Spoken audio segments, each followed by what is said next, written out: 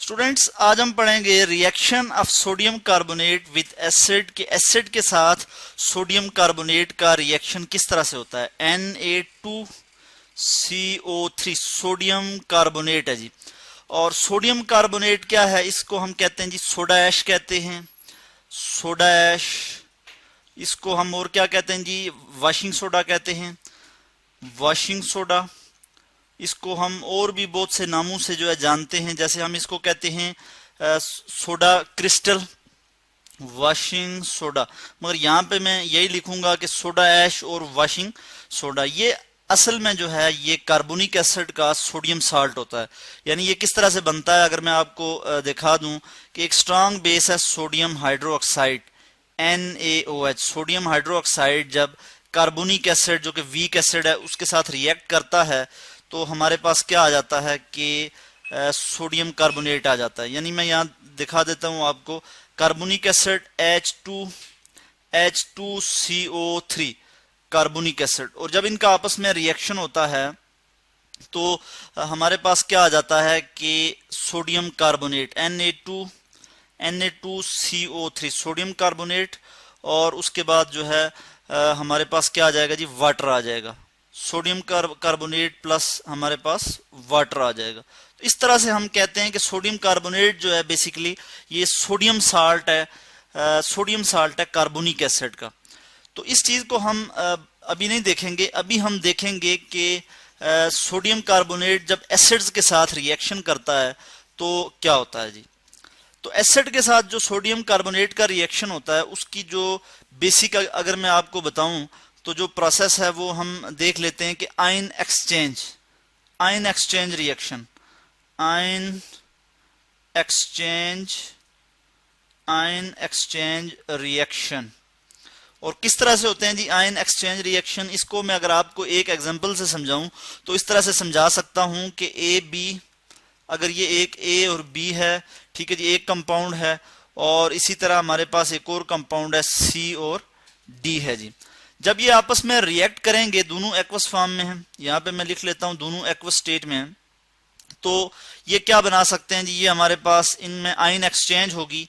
ठीक है, किस तरह से आयन एक्सचेंज होगी जी कि A जो है वो C के साथ, या A D के साथ, और C जो है B के साथ जो है वो कंबाइन हो सकता है, इनकी एक्सचेंज हो सकती है। ये जो है एक्सचेंज हो सकते हैं किस तरह से कि A जो है वो मैं यहाँ लिख लेता हूं कि A D हो जाएगा, या फिर C जो है वो B हो जाएगा, C B। इस तरह से इनकी एक्सचेंज हो जाएगी आपस में, ये अपने आयन जो है ये एक्सचेंज कर देंगे। ठीक है, A जो है अब जो है A जो है ये D के साथ कंबाइन हो रहा है, और C जो है ये B के साथ कंबाइन हो रहा है। तो इस चीज को हम कहते हैं आयन एक्सचेंज। आयन बेसिकली क्या होते हैं कि जो पॉजिटिव या नेगेटिव, यानी कोई भी एटम जब इलेक्ट्रॉन लूज करता है या गेन करता है तो उस पे जो पॉजिटिव या नेगेटिव जो चार्ज आता है उसे हम कहते हैं आयन। अच्छा, अब हम देखते हैं कि A, B जब और C, D जब आपस में रिएक्ट करते हैं, आयन एक्सचेंज रिएक्शन होता है, तो इसके केस में क्या होता है कि A, D या C, D जो बनते हैं ये या तो सॉलिड हो सकते हैं, मे बी सॉलिड, मैं लिख लेता हूं मे बी सॉलिड, या तो ये सॉलिड होंगे या फिर ये गैस भी हो सकते हैं, मे बी सॉलिड और गैस, या ये सॉलिड होंगे या फिर ये गैस होंगे। अगर सॉलिड बनेगा तो हम कहेंगे प्रेसिपिटेशन रिएक्शन। अगर सॉलिड होगा, मैं यहां लिख लेता हूं सॉलिड, अगर सॉलिड बनेगा यानी A, B और C, D के रिएक्शन के नतीजे में जो आयन एक्सचेंज रिएक्शन होगा उसके नतीजे में अगर सॉलिड कोई चीज बनेगी तो हम कहेंगे प्रेसिपिटेशन रिएक्शन,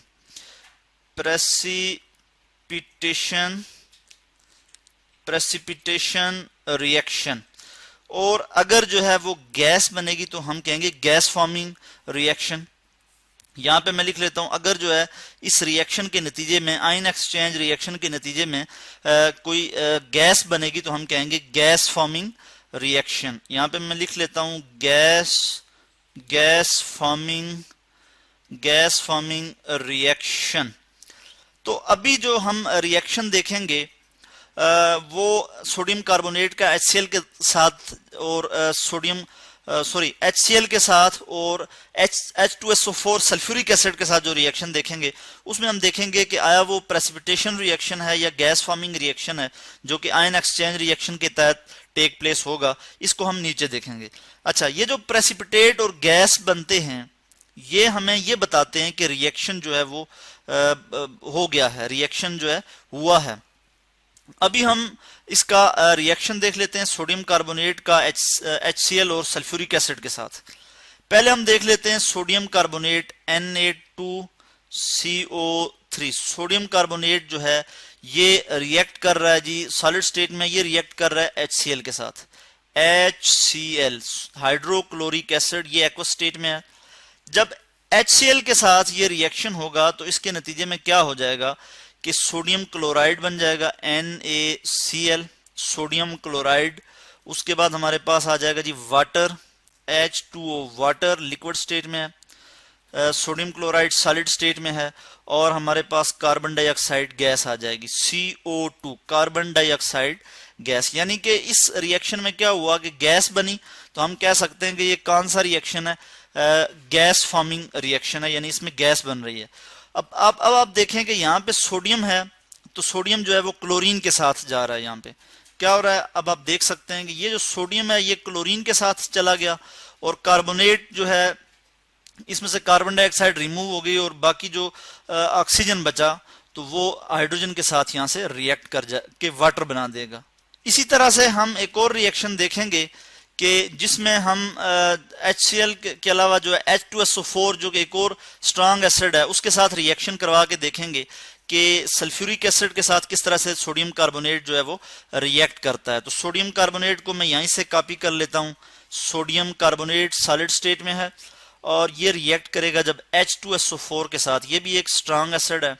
स्ट्रांग एसिड ये क्या होता है कि जो वाटर में जो है वो रेडिली जो है हाइड्रोजन लूज कर दे, हाइड्रोजन आयन जो है वो H पॉजिटिव आयन जो है वो लूज कर दे, तो इसलिए उसको हम कहते हैं कि वो स्ट्रांग एसिड है। तो जब H2SO4 के साथ सोडियम कार्बोनेट का रिएक्शन होगा तो हमारे पास आ जाएगा sodium sulphate Na2SO4 sodium sulphate, यानी सोडियम ने रिप्लेस किया किसको, कार्बोनेट को अलग कर दिया अपने से और सल्फेट के साथ जो है वो जो है बॉन्ड बना दिया, यहाँ पे सोडियम सल्फेट हो गया।